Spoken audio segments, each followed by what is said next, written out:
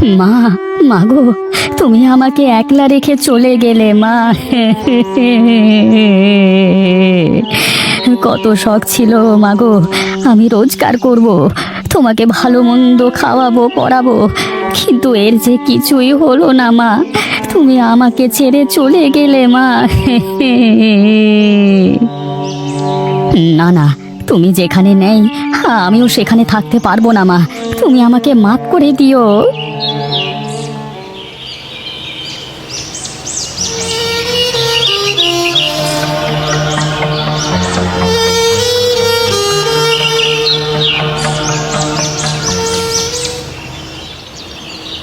এ কি, এত বনের ভেতরে চলে এসেছি, চারপাশে তো কাউকে দেখতে পাচ্ছি না। না, চারিদিকে তো কারোর কোনো সারা শব্দ নেই। যাই যাই দেখি, ওদিকটাতে যাই।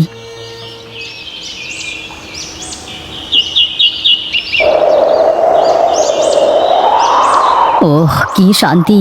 চারপাশে কি শীতল বাতাস, কোনো শব্দ নেই। চারিপাশ কত নিশ্চুপ, মনে হচ্ছে চোখটা বন্ধ করলেই ঘুমিয়ে যাব।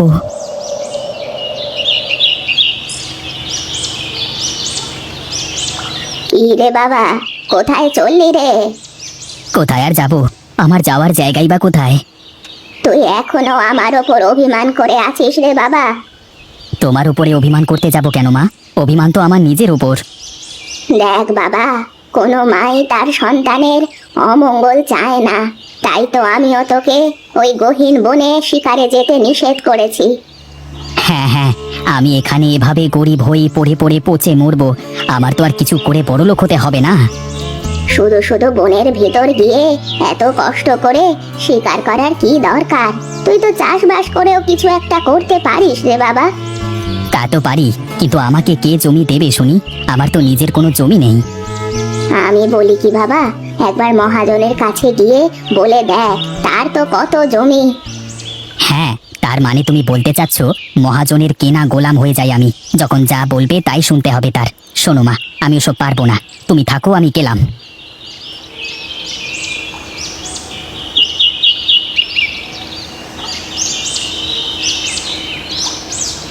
আচ্ছা, এই বনের ভেতরে শুয়ে আরামে ঘুম দেওয়া হচ্ছে।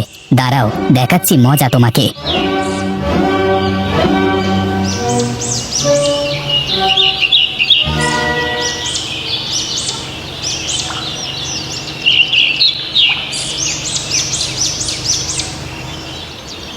কে কে কে তুমি ভাই? তার আগে বল তুই কে, আর এখানে কি করছিস? আগে আমি এক অসহায়, হাঁটতে হাঁটতে ক্লান্ত হয়ে পড়েছিলাম, তাই তো একটু বিশ্রাম নিচ্ছিলাম। বেশ, আমি তো ভাবলাম হয়তো অন্য কোনো মতলবে এই বনে ঢুকেছ। অন্য কোনো মতলব বলতে? এমন ভাব করছো যেন কিছুই জানো না। এই বনে অনেক কিছু পাওয়া যায়, শুনেছি অনেক সোনা দানা হিরে জহরতে ভরপুর এই বন, তাই তো কেউ বনের বেশি গহীনে যেতে পারে না, আর কেউ গেলেও আর ফিরে আসে না। তোমাকে অসংখ্য ধন্যবাদ ভাই, আমাকে তুমি প্রাণে বাঁচালে। নে রে বাবা, আমি আবার তোমাকে কি করে বাঁচালাম? এই যে এত কিছু জানালে আমাকে, না হলে তো হয়তো আমি ভুল করে বনের ভেতরে চলে যেতাম আর আমার প্রাণটা চলে যেত। বুঝেছি, তোমার এখন একটা থাকবার জায়গার দরকার, চলো আমার সাথে।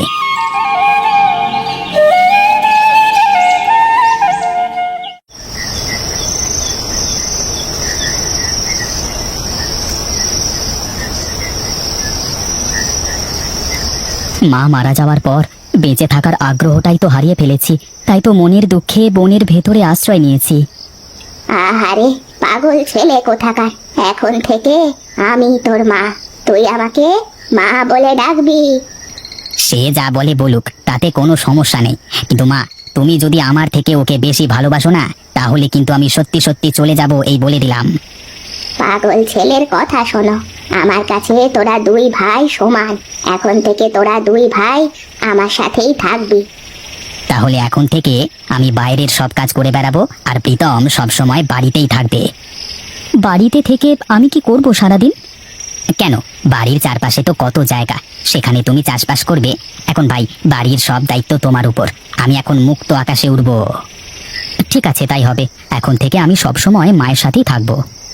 নে বাবা, আর কথা না বাড়িয়ে তাড়াতাড়ি খাওয়া দাওয়া শেষ কর, আবার ঘুমোতে হবে, সকালে উঠে অনেক কাজ।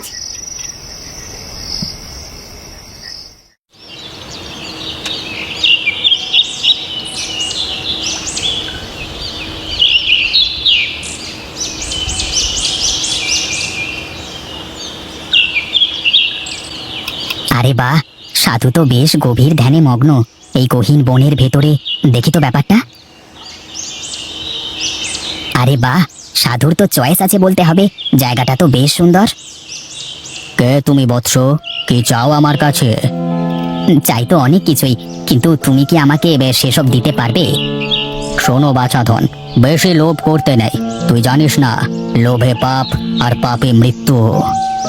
এসব নীতি কথায় পেট ভরে না গুরুদেব, একবেলা না খেয়ে থাকলে তো কেউ খোঁজও নিতে আসে না। আমি জানি তোর মন খুব নরম, কিন্তু তোকে দেখে মনে হয় তুই খুব রাগী আর বদমেজাজি লোক। ওসব কথা ছাড়ুন, আপনি বলুন আমি যা চাইবো তা আপনি আমাকে দিতে পারবেন কিনা? আমার কি আর সাধ্য আছে রে পাগল তোকে কিছু দেওয়ার? সবই তার ইচ্ছে। সবই যদি তার ইচ্ছে হয়, তাহলে এখন যদি আমি তোমাকে এখানে হত্যা করি, তাহলে সেটাও কি তার ইচ্ছে? নিয়তির লেখন কি আর খণ্ডানো যায়? যার যার ভাগ্যে যা যা লেখা আছে তা তো নিতেই হবে তাকে। এসব নীতি কথা শুনে আমার কোনো লাভ নেই, তুমি তোমার কাজ করো, আমি তাহলে চলি গুরুদেব।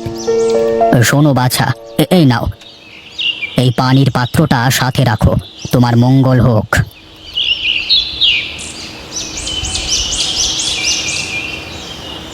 আরে দাদা, তুমি চলে এসেছো?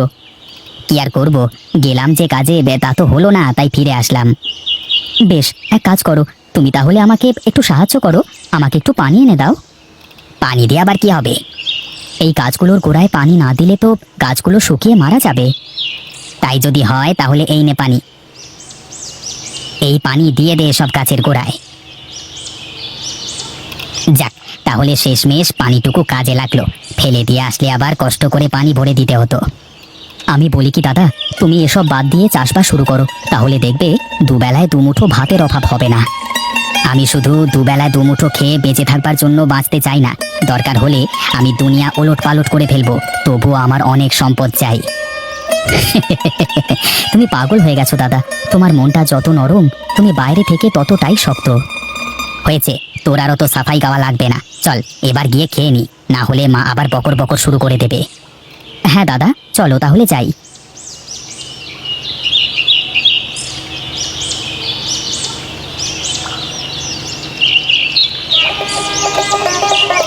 বাহ, বেশ কয়টা বেগুন ধরেছে তো, যাক ভালোই হয়েছে।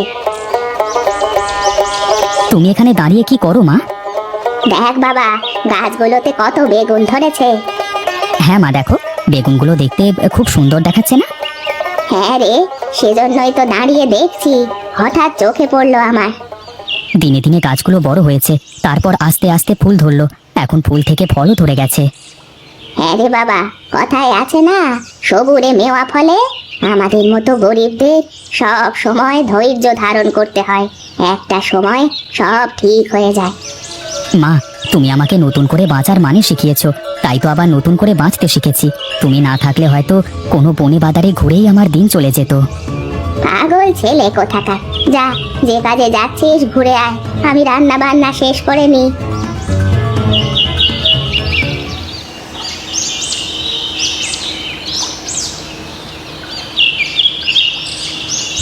আরে ওই লোকটা বোধহয় অসুস্থ হয়ে পড়েছে, দেখি তো একটু।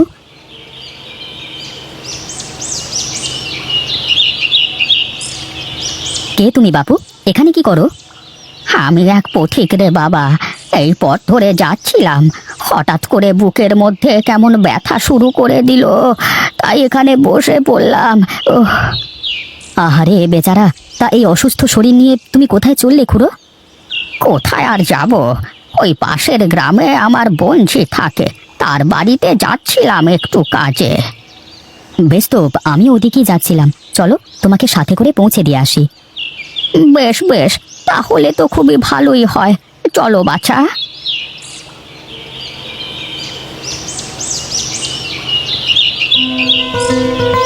আরে গুরুদেব, আপনি আপনি হঠাৎ করে আমাদের বাড়িতে?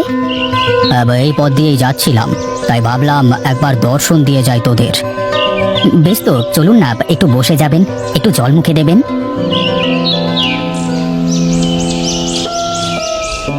গুরুদেব, আপনি? আমার তো বিশ্বাসই হচ্ছে না, আপনি আবার আমার সামনে। আমি এসেছি এক বিশেষ কারণে বাছা, আমাকে আমার সেই পানির পাত্রটা ফিরিয়ে দাও। ও আচ্ছা, তাই বলুন, আমি এক্ষুনি এনে দিচ্ছি। ওটা আমি খুব যত্ন করে রেখেছি।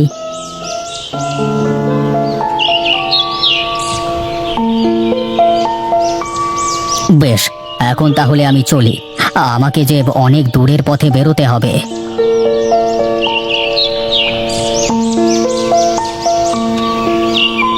দেখো দাদা, দেখো গাছের সব বেগুনগুলো কেমন সোনালী হয়ে গেছে। আরে এটা সোনালী রঙের না, এটা তো সত্যি সত্যি সোনার বেগুন হয়ে গেছে। আমরা তো বড় লোক হয়ে গেলাম রে।